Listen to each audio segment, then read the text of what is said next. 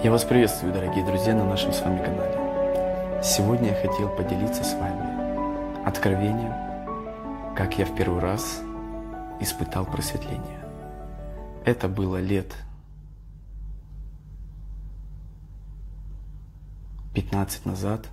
В первый раз я ощутил просветление. Мне это показали инопланетные цивилизации. Они были в форме дельфинов. Вот как, знаете, стоит на хвосте, синие, как у меня одеяние. И эти дельфины обладали высокими знаниями. И когда мы подошли к кораблю, к нему, голубой луч нас просто... Я еще какой-то человек, я его, кстати, не знаю. Мы залетели в середину этого корабля. После этого мое сознание просто созерцало все. Оно не видело середину корабля, но оно получало незабываемые ощущения. Мое сознание возвысилось в высоту. На этой высоте я увидел планету Землю. Она очень необычная была, довольно-таки, как показывают, знаете, по телевизору. Только вокруг был космос. Не было никаких звезд, была абсолютная прозрачная бездна. Это не темнота, это бездна, потому что, когда я смотрел, все было прозрачно. Но и тем не менее, когда я направлял свое внимание в стороны, я понимал, что это настоящая бездна, бездна Бога, бездна Творца, бездна энергии. И я в этом состоянии наблюдал окружающий мир. Я был удивлен, как это? Я пытался найти свои руки, но рук уже не было. Это было одно сознание, одно великое, прекрасное сознание, которое открывало полное понимание. Ты не являешься телом, и тут же присутствует сознание, которое наблюдает само себя. После этого энергия, луч, я бы назвал бы, начала затягивать меня куда-то в самый далекий космос. И эта скорость увеличивалась. И во время, когда я отходил, я понимал, что я отдаляюсь от Земли. Мое сознание в это время полностью, знаете, как отдалялось. Для меня все становилось неважным. Ни родители, ни земля, ни люди, никакие воспоминания, ничего, ни братья, ни сестры, ни самые лучшие моменты. Оно все отдалялось, но тут же я понимал, что оно все присутствует во мне. Я был в моменте, но я отдалялся. Я просто уносился. Луч, голубой луч меня просто забирал. Но я даже луча не видел. Я просто понимал, что это луч меня оттягивает в глубину космоса. И это была такая скорость, и с каждым разом возникало такое чувство, что, как знаете, оргазм при сексе. Вот чувство, оно сначала легкое такое, легкое, сильнее, сильнее, сильнее, сильнее. И просто это превращалось в громаднейший экстаз. Экстаз жизни. Такого чувства на Земле нету. Подобие, как я говорил, оргазм, только в тысячи, миллионы раз сильнее. И в этот момент у тебя есть полное понимание всего. Всего мира, всего сознания, всего. Ты о чем бы ни подумал, ты все понимал. И ты пребывал в этом благостном состоянии нирваны, космоса. Ты сливался с самим Богом. Ты понимал эту величественность. Ты понимал эту необъятность. Ты понимал это непонимание, которое нельзя объяснить словами, не ушами. Это важный аспект. Это такой был, который я не мог поверить, не мог понять, что со мной это действительно происходит. Это было просто вспышка. Это был, можно сказать, вот это был настоящий взрыв в сознании. Ты словно раздаешься в разные стороны, летишь, и ты окутан любовью, страстью, поглощением. И такие чувства у нас на Земле таких нету. Приблизительно я вам назвал оргазм. Но на самом деле это другое. Ты сливаешься в нирване познания Бога. Скажу честно, я в тот момент моментально сказал, что я не хочу обратно. Это сознание сказало само себе: я не хочу на землю. Мне здесь так хорошо. Это мой дом, я наконец-то дома. И в этот момент, как только я произнес эти слова, это сознание начало утихать. Утихать, утихать, утихать, утихать. И я пробудился, это было в Ницце. Я пробудился на кровати во Франции. Я был шокирован. Я не мог поверить, что я это пережил. И у меня было глубокое разочарование, когда я оказался в физическом теле. Потому что, когда сознание уменьшалось, я понимал, что я возвращаюсь обратно. Я видел, как эти все знания сжимаются в пространстве. Я вижу, как это ограничение. Чем ближе я приближался к Земле, тем знания становились. Знаете, как двери закрываются. Двери закрылись, двери закрылись, двери закрылись. Это как схлопывается сознание, понимаете, само в себе. И я понимал, что когда сейчас я пробужусь, у меня будет очень ограниченный поток знаний. И я был очень сильно расстроен, когда одни двери закрылись. Я думаю: Господи, я что, сейчас проснусь, и я буду глупцом, самым настоящим? И сознание само же отвечало: да, это так и будет. И когда я проснулся, я не мог поверить. Я говорю: Господи, я только что все знал. И я сейчас проснулся в этом теле, я понимаю, как все ограничено. Но знания были даны для того, чтобы я из того момента, когда я находился, а я вел довольно-таки не очень, знаете, образ жизни порядочный. Я и выпивал, и алкоголь, и сквернословие было. Но не зло, ничего плохого не делал, ну, довольно разгульнический. И я понял, что мне сейчас надо будет выбираться из этого всего, где я оказался. И что я сделал?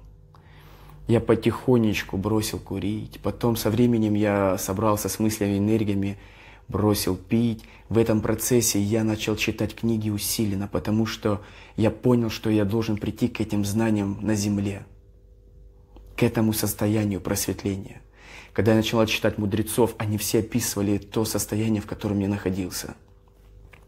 И только тогда я понял, что смысл жизни мой — найти это предназначение.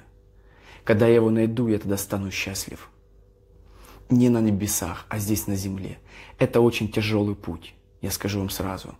Потому что все препятствия, все экзамены, которые я проходил и прохожу до сих пор, это нелегкие испытания. Но однозначно я вам говорю, что это того стоит. Со временем это чувство любви разгорается у меня здесь, уже в физическом мире. И я вспоминаю те двери, которые открывались, когда я и шел. Но этот луч меня утягивал к Творцу, к этому, к нирване, просветлению. И я понимаю, что в течение жизни, когда я следую законам, которые даны: не осуди, не то-то, то-то и так далее, не выпиваю алкоголь, не изменяю сознание, это чувство у меня рождается в физическом теле, в реальном мире. Соответственно, и появилось желание делиться с вами своим экспериментом, своим познанием и теми знаниями, которые я сейчас уже вижу и понимаю в данный период времени. Я понимаю, что это нелегко осознать, это очень тяжело понять. Вот такого, как я, если бы я был 25 лет, я бы не слушал. Я вам скажу честно, потому что мне было бы это неинтересно, непонятно, да и вообще какого-то клоуна видел бы. Но сейчас даже этот костюм Аладдина, это же Аладдин вроде бы, как из фильма, это для того, чтобы сознание разрушало ваше восприятие, понимаете? Если вы можете меня слышать, вы поймете, что костюм не важен. Так же самое, когда я в одежде, без одежды или еще как-то, это все не важно. Важна информация, энергия, которая исходит из души. Это прежде всего самая большая истина. И она не принадлежит мне. Она не является Мишиной. Эта истина является Создателя и тех энергий, которые в данный момент я провожу в этот мир. Каждый из нас является проводником. Только многие этого не понимают и не осознают еще. Что можно быть разным и пребывая в сознании, глубоком. Если человек мудрый, он не должен быть серьезным. Если человек святой, он не должен быть серьезным. Посмотрите на всех мудрых людей, которые сейчас есть. Да даже возьмем того Садхгуру, он говорит одно и то же.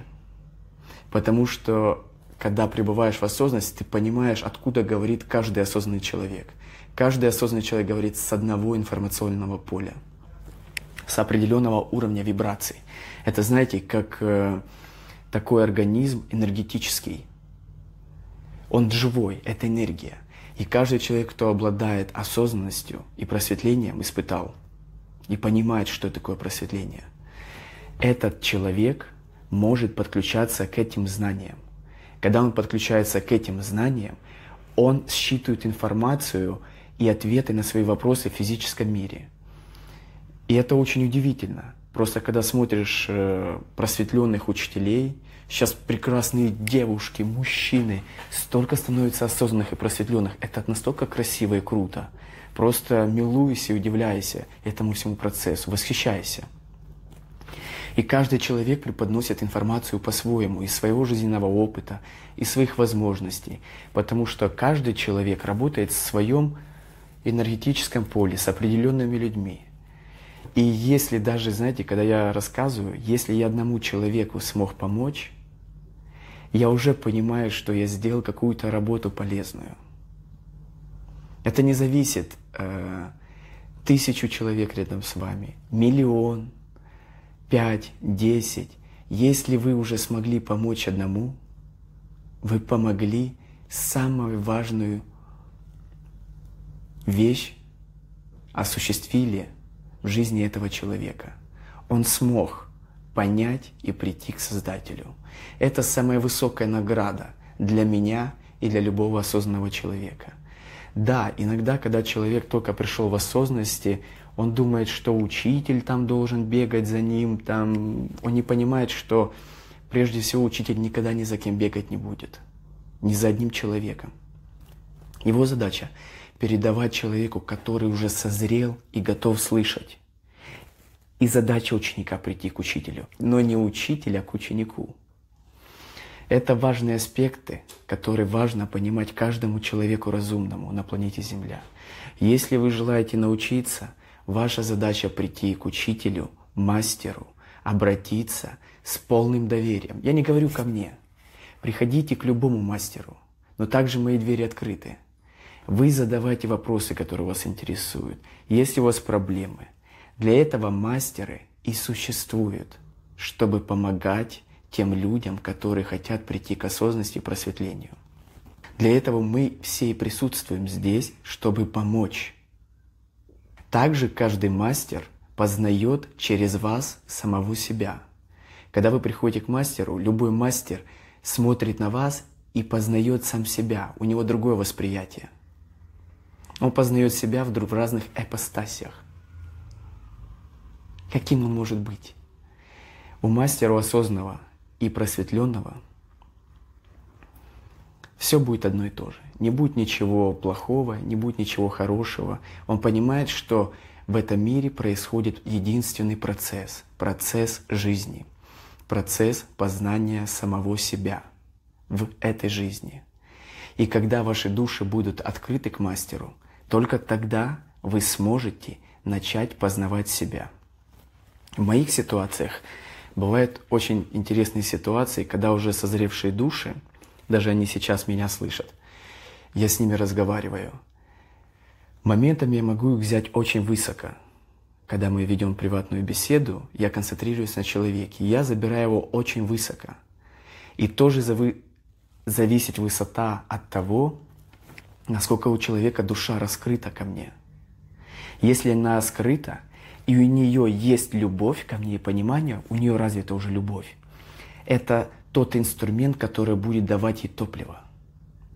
Тогда я вижу открытость, и я понимаю, на какую высоту этого человека можно поднять.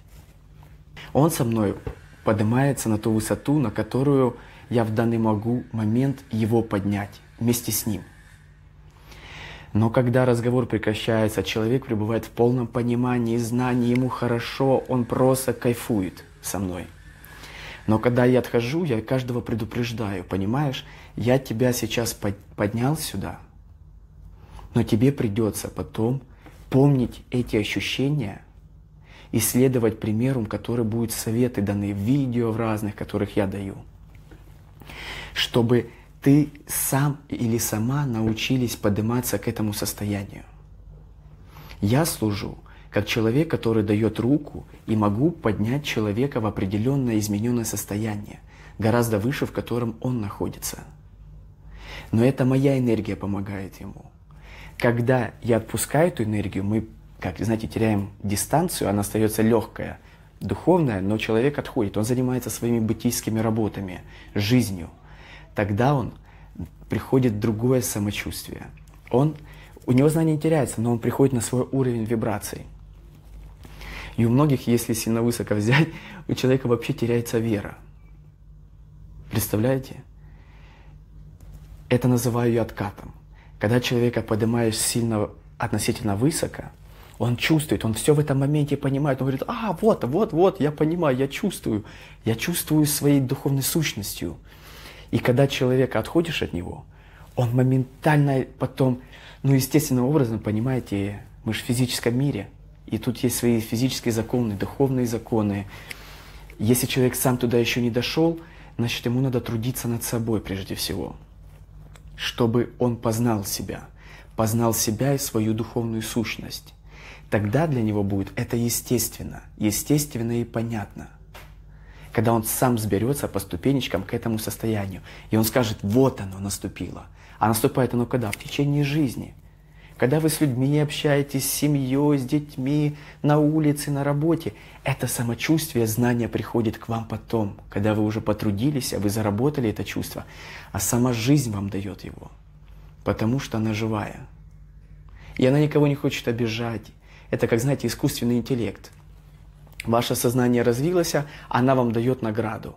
И не потому, что вы хороший, потому что вы заслужили и вы готовы принимать новую информацию. Для этого учителя и существуют.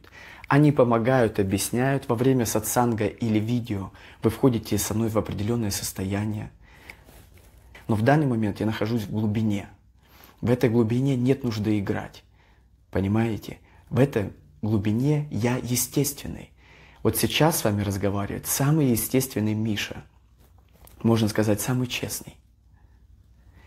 Но честный я в разных ипостасях, понимаете? Я всегда хочу сказать, что я не преследую и не хочу обидеть ни одного человека на планете Земля. Я каждого человека уважаю всей своей душой. Я уважаю все религии, все конфессии, все учения. И не потому, что я их понимаю. Я искренне говорю, я их понимаю. Я их понимаю, для чего они нужны. И каждая из конфессий, все, что материализуется, все нужно. Творец дает разрешение, значит, оно есть. Нету другого ответа. Мне интересно преподнести информацию так, как никто не преподносит.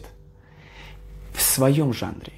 Я не являюсь ни лучше, ни хуже. Есть классные учителя. Их, правда, немного на Земле. Просветленные. И индиго. Которые черпают знания из этого источника. И тут нету ни лучших, ни худших. Я слышу, у некоторых есть девчонки. Такие излагают, так классно излагают. Я просто в восхищении. Ребята, понимаете? Все с одного поля достают информацию, но у кого-то это классно получается в своем направлении. Я ищу свое направление. Мне это интересно, понимаете? Вот сама игра мне интересна. Игра жизни. Этот важный аспект, который я преследую в жизни. Мне некому ничего навязывать. Я только вношу то, где вы можете насладиться, познавши себя. И это есть самый настоящий просветленный процесс. В жизни я просто кайфую от всех происходящих моментов. У меня нет хороших и плохих моментов. Я все моменты понимаю, осознаю и чувствую. И понимаю, если они материализовались, значит, они нужны. Соответственно, с других источников высоких вибраций есть другие понимания. Но иногда их не надо излагать, потому что их не поймет никто. Понимаете? И потому не излагаются. Это в частной беседе, когда я говорю, тогда я могу чуть-чуть глубоко взять человека, смотреть, на что он способен, и также давать ему материал. Понимаете? Как в танцах. Я танцор, Вот если я буду танцевать, я вижу сразу по человеку. Он сможет за мной повторить. Я буду, соответственно, не буду ему давать тяжелые упражнения. Я буду давать те, которые будут помогать и развивать его. Но не те упражнения, которые он сделает и завтра же сломается. И не потому, что он плохой, а потому, что он пока еще не может этого понять. Его еще тело не подготовлено, его еще голова не подготовлена, понимаете? А когда тело и голова подготовятся, тогда я буду давать более сложные упражнения. И также индивидуально. Есть комплексные занятия, когда ты с группой работаешь, есть индивидуальные занятия. Индивидуальный, ты уже смотришь на качество человека, как глубоко его можно окунуть, взять, показать ему то пространство, где он находится, объяснить, где что находится на полочках, как действовать. Понимаете, не то, что смотреть в будущее, предсказывать. Ни один разумный, просветленный человек ничего вам предсказывать не будет. Это важно понимать. Ни один просветленный человек ничего не будет вам предсказывать. Только по крайности, если когда идет индивидуальная беседа, какая-то информация будет нужна тому или иному человеку, мастер говорит словами, но это зависит от кто воспринимает. Он часто говорит за будущее, но воспринимающий не слышит, он не понимает, он не думает, что это мастер говорит ему будущее. Но мастер так играет так сознание Бога в мастере. Оно подложит так информацию, что человек не верит, что это будет с ним, а с ним потом это случается. Но в тот момент, когда сам человек скажет, скажи мне, пожалуйста, как оно будет, вот тогда мастер никогда ничего не скажет. Потому что мастер говорит естественным процессом тому или иному человеку. Он диктует энергией это, высоковибрационной энергией. А если мастер этого не делает, значит этого не надо этому человеку. Просто он не нуждается в этой информации, для него это будет лишнее. И каждый осознанный просветленный человек это понимает и чувствует. Кто хочет заработать денег, он сможет вам чуть-чуть что-то предсказать. Да, это делают астрологи. Полезно это? В какой-то степени полезно. Каждому человеку по-своему, понимаете? Но о том, что говорят осознанные просветленные люди, они все говорят одно. Важно научиться всему самому. И чтобы вы стали красивыми и прекрасными в своих сущностях. Не меньше и не больше, чем другой человек. Как говорил Иисус, последний будет первый. Это важно помнить. Каждому человеку, каждый день. Соответственно, просветленный мастер никогда в жизни не будет ставить себя выше другого человека. Он понимает, все дети для Бога одинаковые. Даже тот человек, который в тьму падает, он тоже прекрасный человек, прекрасная душа. Она хочет испытать тот пласт знаний, невежества. И она падает туда. Но это нормально, понимаете? Это не нормально, это свобода выбора. Надо жалеть этого человека? Нет, не надо. Человек упадет, покупается, насладится всеми низковибрационными сущностями, энергиями, которые будут окутывать, окружать его физический мир. И когда он захочется выбраться, он скажет, я хочу идти, я даю свою руку. Я готова идти к свету. Тогда мастер говорит, смотри, надо делать то-то, то-то, то-то. Ты к просветлению сразу не придешь. Это очень нелегкий путь, понимаете? Ну, очень тяжело стать олимпийским чемпионом. Это не для каждого. Но я говорю, что просветление это для каждого. Олимпийский чемпион – сравнение для того, что это очень тяжелый, кропотливый труд над собой. До того, когда вы станете трупом. Понимаете? Это путь до окончания жизни. Не бывает такого, что человек научился. Если человек дышит, учеба продолжается. Познание своего внутреннего мира продолжается.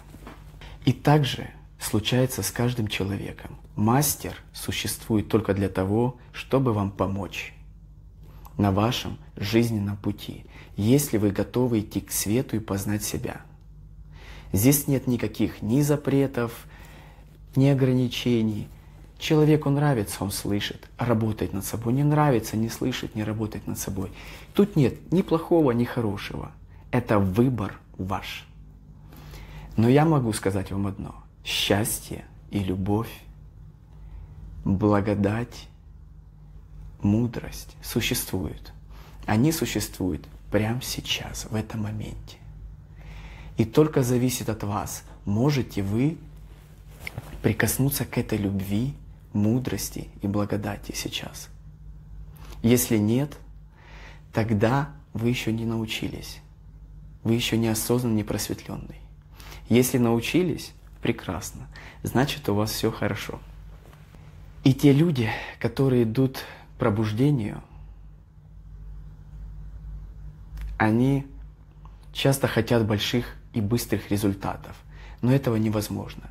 Чем ниже вы падаете, тем, понимаете, тяжелее будет вам подниматься наверх. Всем мира добра, любви